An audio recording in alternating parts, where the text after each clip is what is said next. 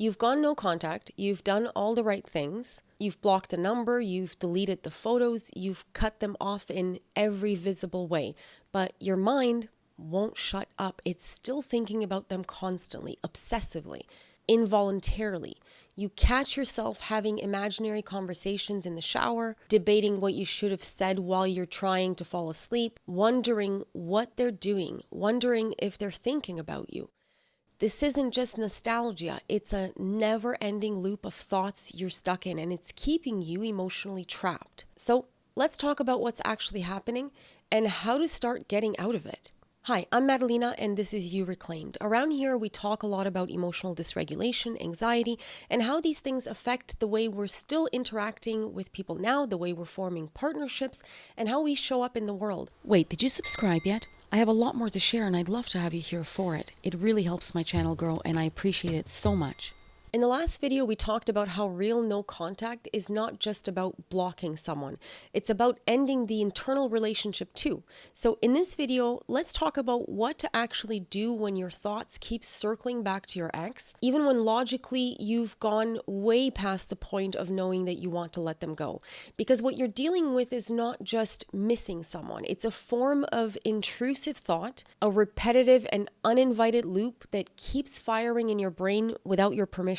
Psychologists called this the Zeigarnik effect. And simply, it just means your brain is stuck in a cycle of unresolved focus. And your brain is actually better at focusing on unfinished tasks than it is at resting in resolution. Do you see how this might become a problem after a breakup? So if the relationship ended suddenly, or it didn't make complete sense, or it never gave you real closure, then that loop in your mind stays wide open. And your brain doesn't necessarily care whether the resolution is healthy or not. Your brain just wants something to close that loop. So even if that means spiraling in mental replays for weeks or months, sometimes even years.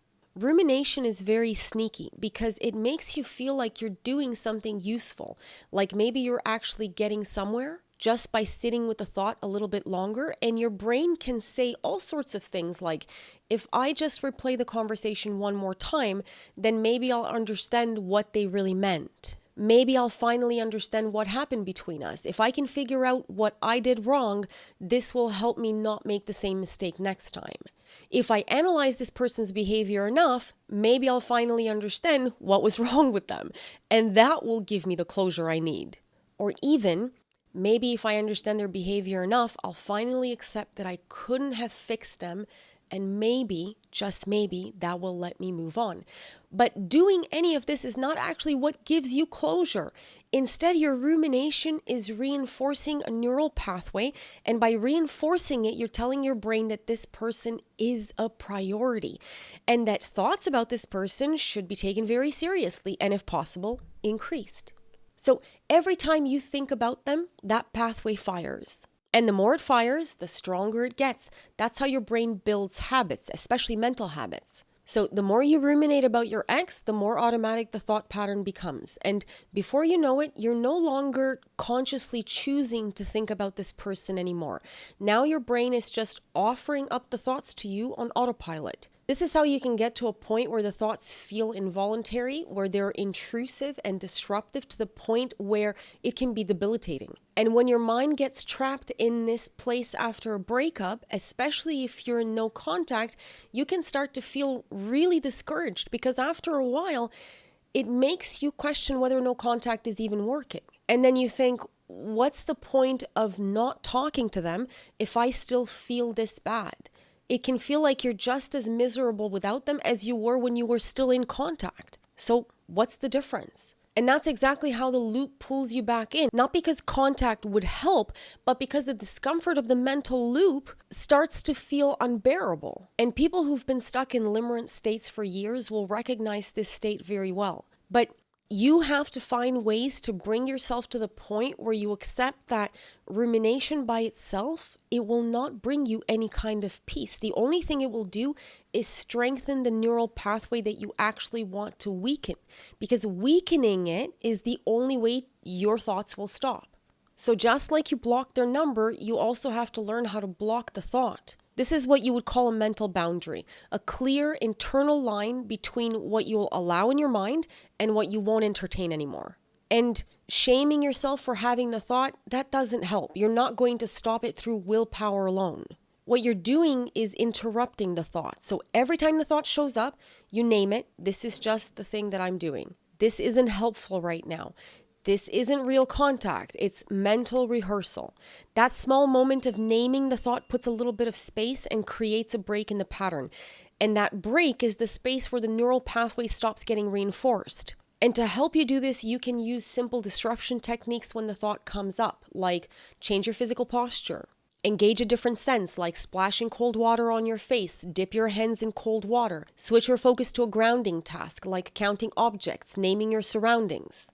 We're not going to go deep into rewiring tools here because there is a lot to be said on this subject, and there are all kinds of different techniques that we can use. But even small interruptions help to weaken the pattern, because every time you don't feed into this loop, your brain gets a slightly different message. It starts learning this person is no longer the priority. If we can focus on doing other things, maybe thinking about this person is not the first and most important thing. And these small interruptions make your thoughts start to lose power. This doesn't mean you'll be able to do it once or 3 times or even 17 times and your thoughts will just stop or disappear. When you first start practicing how to interrupt the pattern, you might find yourself doing it hundreds of times a day. And I want you to take that very seriously and understand that it should not discourage you if that's how often your thoughts come.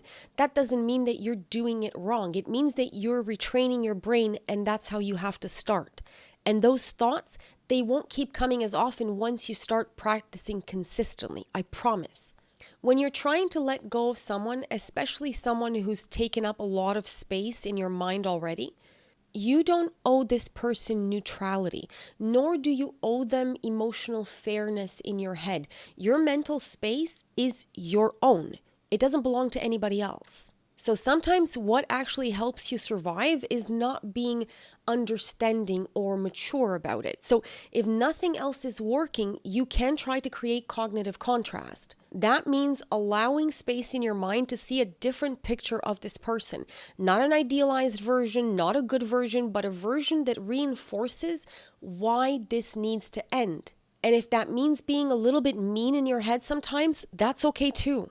And you're going to have to think a little bit about your particular situation to custom tailor this to you. But creative cognitive contrast might look like, instead of thinking about how much chemistry you had with this person, you remind yourself of how they avoided real emotional intimacy. Instead of remembering how charming they were, you focus on how often they left you confused or anxious or second guessing yourself. Instead of fantasizing about what it could have been, you remind yourself of how draining the whole thing actually was. And if you need to exaggerate their flaws a little to give yourself some breathing room, do it. You'll be able to find some flaws to hang on to. We all have them. And if the relationship is over, it's not because it was perfect or because your ex was perfect. So use that to your advantage now. Use it to free yourself. We're not talking about being petty or cruel. We're talking about your own survival. You might think that's a little bit dramatic, but this is about emotionally disengaging from something that is weakening your sense of self, your self-confidence, and your ability to see yourself as being in control of your own life. And that's really important. And you are in control. You're not trying to destroy your ex's character. We're not talking about sending mean messages to your ex or writing them emails complaining about their behavior.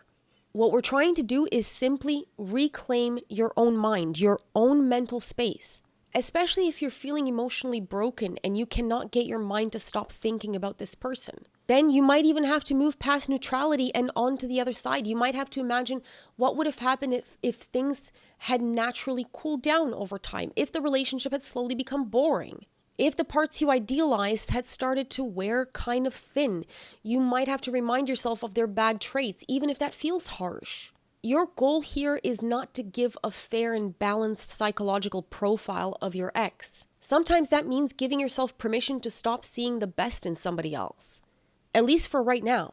It doesn't mean you need to make yourself think poorly of your ex forever. You're not locking into bitterness for life. One day, maybe 3 years from now, you might be able to look back and remember that your ex had some good qualities. And that's perfectly fine. There's nothing wrong with that. You're just doing what it takes to break the trance. So you can actually move forward.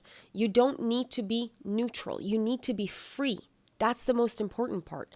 In this part of your life right now, this is not the time to think about the good times. This is the part where you protect your own peace and you choose your own survival over sentimentality. There will be time for sentimentality later. So if your thoughts won't quiet down enough so that you can let go of someone, start here. Don't try to outthink it. Just interrupt it to start with. Redirect the thoughts. Cut off the energy supply, because healing doesn't come from obsessing your way to some sort of post-mortem clarity. It comes from creating enough space inside of your own mind for peace to have the room to come in and unfold inside of you again. And if you're in that place right now where the loop just keeps running in the background, this is your first step. Stop feeding it. Starve it out however you can. There's so much more we could say here on this subject. And if you do want to go deeper into this kind of emotional retraining work, I'll be sharing more soon. So make sure you stay subscribed and look out for what's coming next. Until next time.